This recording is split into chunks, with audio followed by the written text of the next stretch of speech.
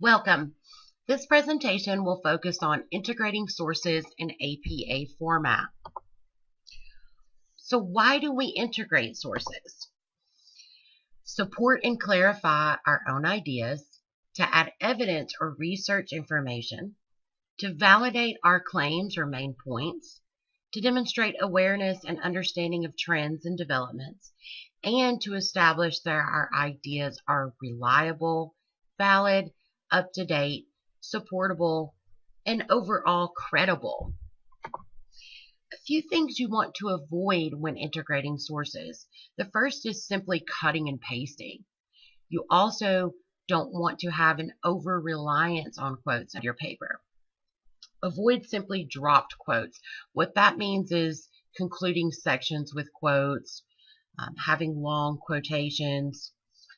Also avoid sticking to one source for each paragraph that leads simply to a summary. Avoid source information that is not relevant to your main point. And do not just use a source to fill space. Instead, when you integrate sources, work on incorporating, combining, introducing, responding, and analyzing. In other words, you want to introduce a source, place the source, and then describe or explain the source. In essence, there are two ways to integrate sources. The first is directly quoting the source, and the second is paraphrasing the source. In general, you want to limit the use of quotes. Increase the originality of your paper by translating the information from the sources into your own language. This is called paraphrasing, and we'll talk about that a little bit later in this presentation. No matter how you use the source, make sure that you are citing the source. That's the most important thing, and that will help you to avoid plagiarism. Let's first talk about directly quoting sources. If you're directly quoting work, you need to include the author, year, and the page number for the reference. That's three important pieces of information: the author, the year, and the page number. For web sources, if a page number isn't listed, use the paragraph number. And instead of proceeding with a P, you will put P-A-R-A for paragraph instead. So you can basically insert direct quotes using two different methods.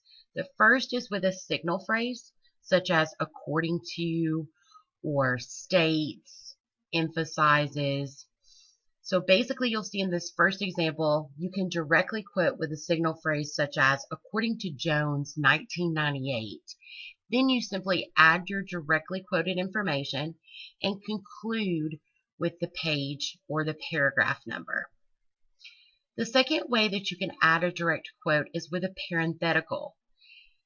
So with a parenthetical, you're not necessarily using a signal phrase. You're adding Jones 1998, note the year there, found, then you have the direct quote, and again, you've concluded with the page number. In addition, with long quotations, these are to be used sparingly. You want to place the direct quotes that are 40 words or longer in freestanding block of typewritten lines and omit quotation marks. So there's going to be a little bit different format, but again, long quotations that are over 40 words should be used sparingly in a paper. The second way to integrate sources is through what's called paraphrasing. So what is paraphrasing? Paraphrasing is taking a source and putting it into your own words. So in other words, using your own language, your vocabulary, and your sentence structure. You're using the source's original ideas, but your language. A paraphrase is usually shorter than the original source, and a summary is even shorter than that. What a paraphrase is not. A paraphrase does not change the source's meaning or ideas. Instead, you use the source's original ideas in your words. Simply changing the order of some of the words or substituting using synonyms is not paraphrasing. Here's some tips for effective paraphrasing. First, decide where you need to include the source information in your writing. Locate the sources that best help you define, develop, or clarify your own ideas. Then read the source without your paper open. This helps you to avoid cutting and pasting. Read the source until you understand it and can explain it to others without having the source open. Next, close the source. Open your paper. Write the source information where you need it in your own words. Finally, compare the paraphrase to the original, changing any accidental cutting and pasting into your own words. So for paraphrasing using a signal phrase, we talked about it earlier using a direct quote. According to Jones, 1998, APA style is difficult citation format for first-time learners.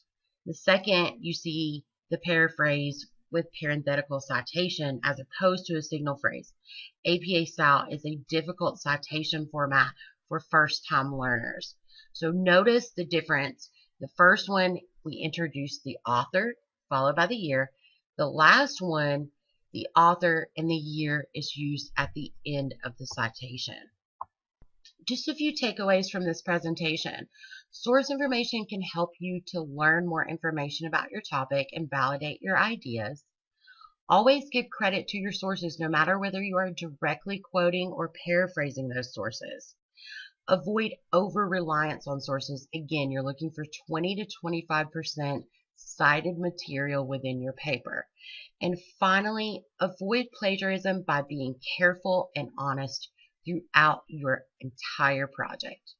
Thanks so much.